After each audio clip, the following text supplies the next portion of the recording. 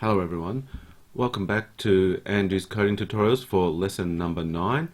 This is a Vue.js beginners tutorial, and now this time around we're going to cover components in Vue. But first, before we do that, we're just going to go back and cover what we learnt in lesson 8.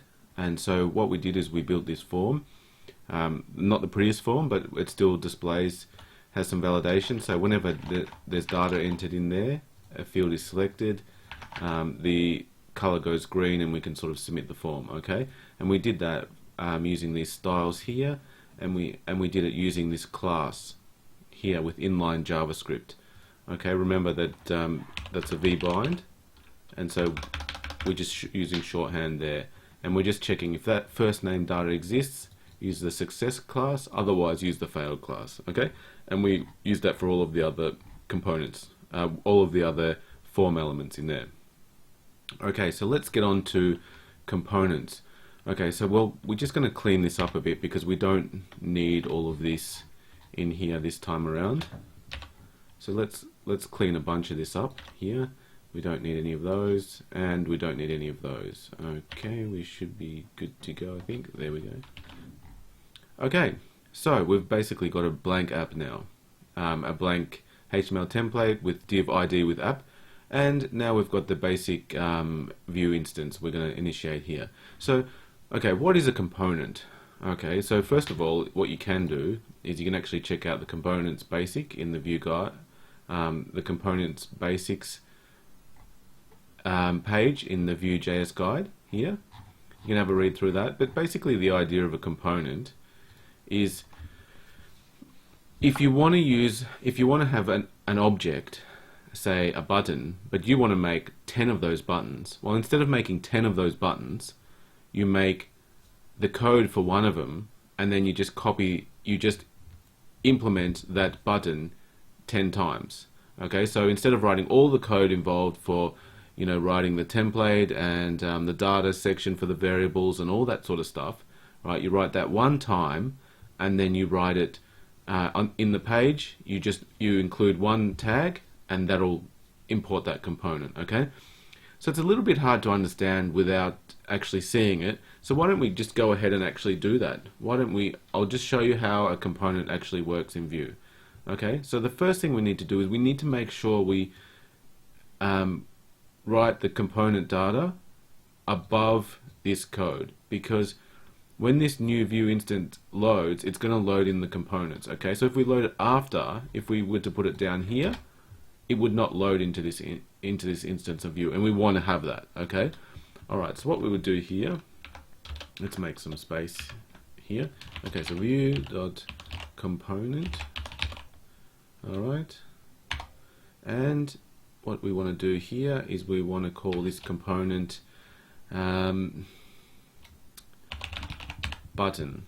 Okay, let's call that component we'll use the example from the Vue page, button counter, because that makes a lot of sense, and then you can work along with that as well. All right, so the next thing we want to do is we need to have a data thing like we've got here below data. We need to have that in the component as well, because the component is basically a small view. It's like this view, except it's like a sub view. Okay, so it's like a child component. Okay, so we need to have that same data. So let's make data here. Now, one thing we need to be careful about is that in a component, the data needs to actually be a function. Okay, so remember how we did methods like this? We did the method name here, and we did function here like that. So in here we would do test method, and that was a function like this, like that, and then we would put our function code here. Okay, like that. But in here, this data is not a function. Okay, that's not a function. We can just put our data in there, test equals hello world, like that. Okay, so that's the main Vue instance, but when we were using components, we have to put the data in a function. Okay, so what we need to do as well is we need to make sure we return that value. We return that. So okay, so we've got function and we need to return these variables. Okay, so let's use the example from the Vue page. So we're going to initiate a counter. Okay, that's all we need there. And then the one thing we need to do now, so we've got our variable set up. So it's basically like that count is basically like this there. However, we have to add that function and return in there because we're in a component. Okay, so now one thing to remember about components is that this data here, if we have this count here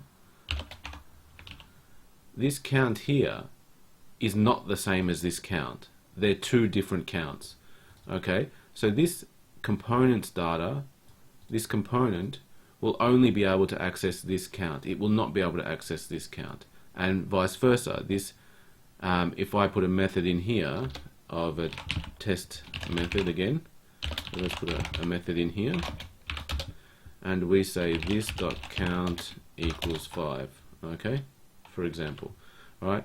When this runs, when this method is called, only this count will be updated, not this one, because this is in the component. Okay, so they're separate. Okay, so it's important to remember that. Okay, so the next thing we want to do is we need to add a template for that component. Okay, so that's the data, that's what's going to be displayed on the screen. So if we follow that same Vue guide again, we can say template, and we'll go button v on click equals count plus plus. Let's just finish off this code for a second. You clicked me count, so that's that. This is this count, not this one. It's this one up here. You clicked me count times. Okay, and we want to close that button off. And let's put a line break. They don't have one, but let's put one in anyway.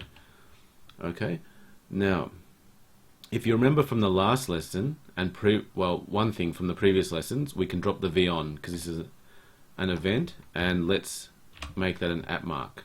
Okay, and that will mean that that runs as an event. Okay, remember v on can change to an at mark, and v bind is like that. So v on is like this with an at mark. Okay, and the next thing is this count is actually inline JavaScript. Like we learned in the last lesson, we used inline JavaScript. Here, this increments this counter. So whenever you do something plus plus, that increments. And the same, you can do the alternate as well. You can do minus minus, just like in regular JavaScript. That would be decrement. Okay, so we've got increment. Okay, so now what we need to do is we've sort of built our component up a little bit, and we'll go, okay, let's have a look here.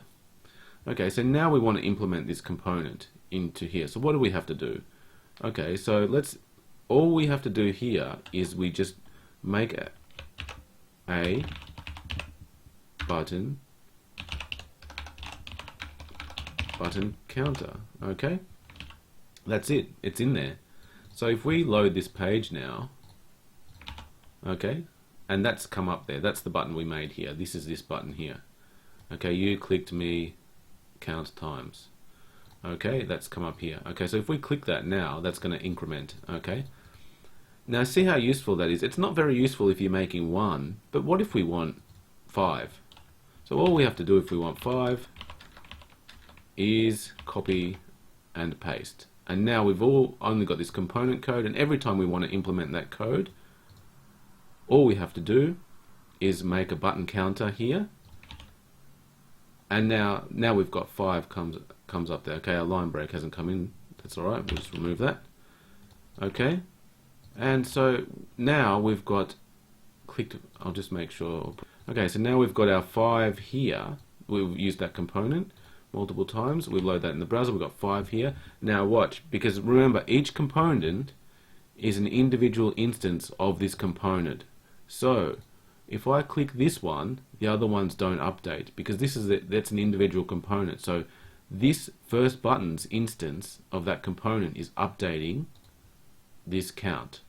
Okay, So now that that's updated on the first one, but it hasn't updated, it's updated for this one, that's the one I clicked, but it hasn't updated for these ones. So if I click the others, if we can see those, oops, I don't know, there we go. So they're all different. So that's how you can see a component is an individual object, and it's got its own, each one of them has its own count variable, so it's got its own variables. Okay, so that's a lot to take in for that one, so I'll cut the video off here, and what I'll do in the next one is I'll talk about props, okay? And so props are a way to pass data to the component, and I'll talk about, and then the following video after that I'll talk about emit, which is to how to pass data out of the component, okay? So stay tuned for that, and as usual, if you have any comments or questions, post them below and I'll try and answer them for you. I'll link to the GitHub below with this code here. Okay, thank you very much.